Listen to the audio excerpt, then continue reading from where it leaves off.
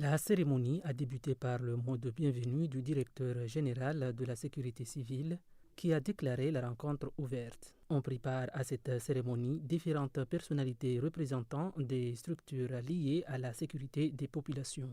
L'Union européenne, l'un des acteurs majeurs de ce projet, a prononcé une allocution centrée sur les risques liés aux catastrophes naturelles aux Comores par l'intermédiaire de son représentant dans le pays.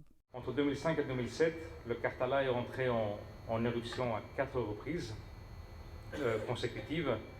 Bon, aucune, heureusement, n'a détruit Moroni, on n'a pas eu de coulée de lave, on n'a pas eu d'immeubles effondrés.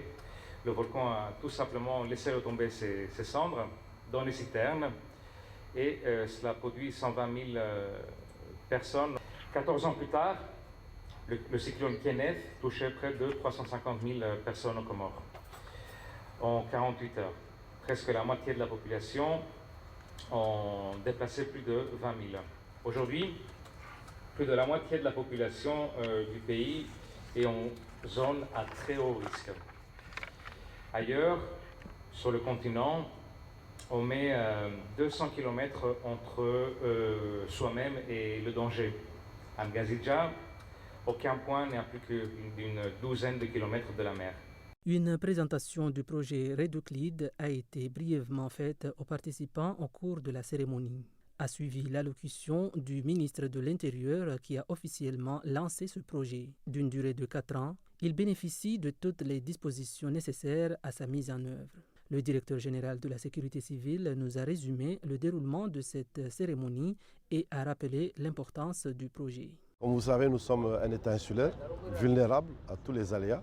Donc en cas d'un aléa, ne serait-ce que le cyclone ou le tsunami, ou le volcan, il y a des populations qui seront amenées à se déplacer.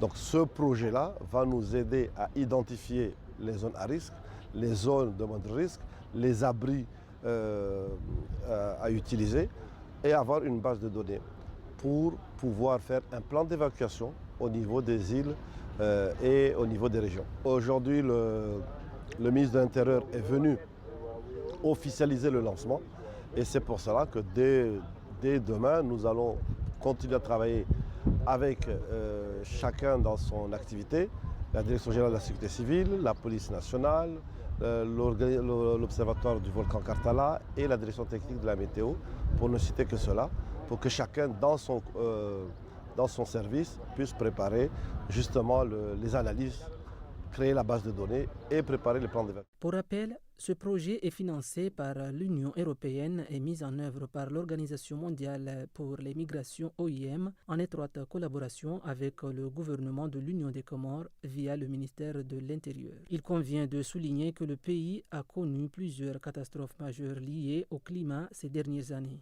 Plus de 54% de la population vit dans des zones à haut risque.